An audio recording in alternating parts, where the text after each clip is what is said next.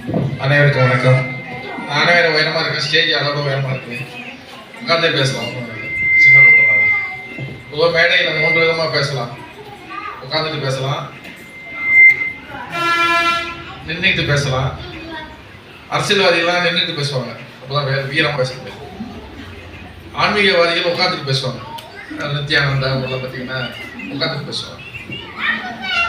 படுத்துட்டு பேசுறது ஒன்று இருக்கு, பார்த்துருக்கீங்களா? யாராச்சும் பார்த்துருப்பீங்க, அவங்க லாபம். டாஸ்மாக் வாசல்ல தலைகீழ படுத்துட்டு பேசிட்டு இருப்பான்.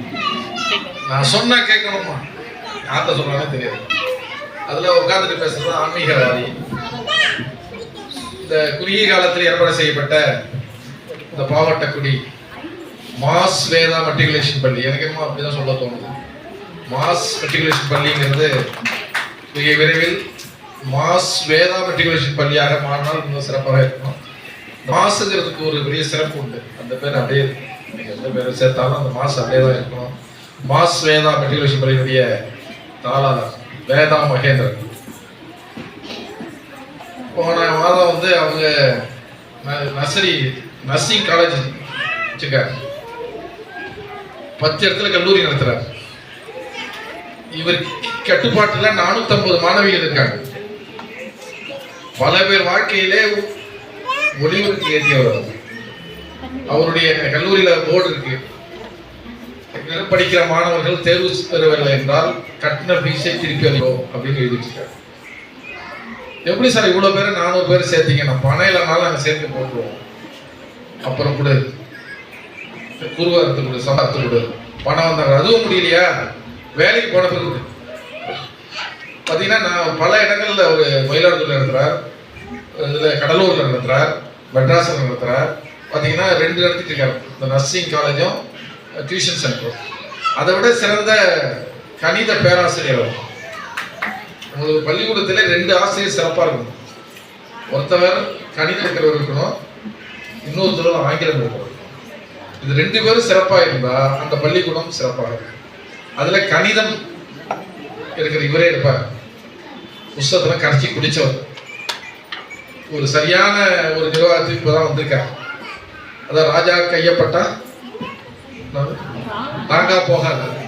அது மாதிரி வேதா மகேந்திரன் கையை வச்சா அது பெரிய லெவலில் ஒரு மாற்றம் அடையுங்கிற நம்பிக்கை எனக்கு இருக்கு.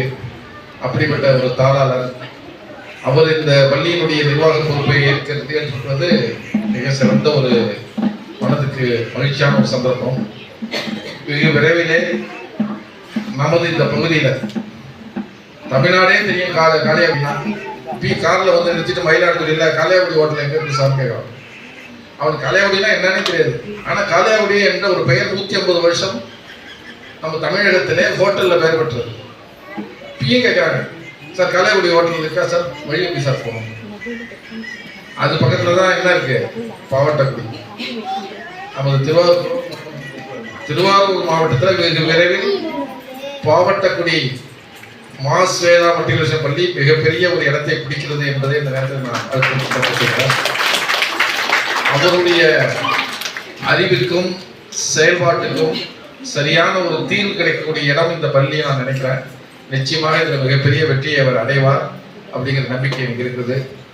அடுத்தது நம்முடைய இனிய நண்பர் நம்முடைய தேவாதி ராஜன் முதல்வர், சிறந்த விளையாட்டு வீரர், கவிஞர், சிறந்த நிர்வாகி, பள்ளி இந்த கல்வி பணியிலே நீண்ட அனுபவம் பெற்றவர், பல்வேறு நிறுவனங்களில் நிர்வாக அதிகாரியாக பணியாற்றினவர், பழகுவதற்கு இனிமையானவர்.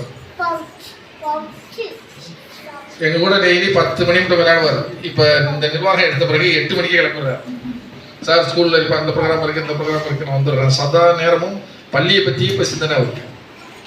அப்படிப்பட்ட ஒரு முதல்வர் இங்க உங்களுக்கு கிடைச்சிருக்கார். அவருக்கும் எனக்கு வாழ்த்துக்கள். இந்த பள்ளிக்கு நான் 3வது முறை 4வது முறை வரேன்.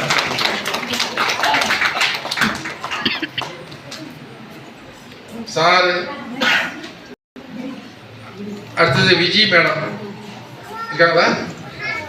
அவங்க இந்த பள்ளியில் ஒரு முக்கியமான வேலைகளை செய்துட்டு இருக்காங்க. விஜய் மேடம் அலுவலக வேலையும் பார்த்துக்கிட்டு பள்ளி நிர்வாகத்தையும் பார்க்குறாங்க. இது எல்லாத்த விட இந்த விருது யாருக்கு, இந்த இன்னைக்கு சிறப்பு யாருக்கா? 2 பேருக்கு தான்.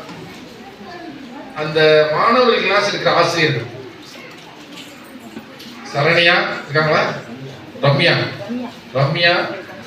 அபிநயா, இவங்க 2 பேருக்கு தான் சிறப்பு.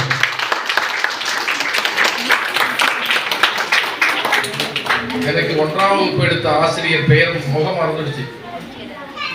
ஆனால் அவர் சொல்லிக் கொடுத்த ஒரு பாடல் 67 வருஷமா என் மனதில் இருக்கு. அந்த டீச்சர் முகம் எனக்கு மறந்துடுச்சு. 67 வருஷம் ஆயிடுச்சு இல்ல, எப்படி இருப்பாங்கன்னு எனக்கு ஞாபகம் இல்லை.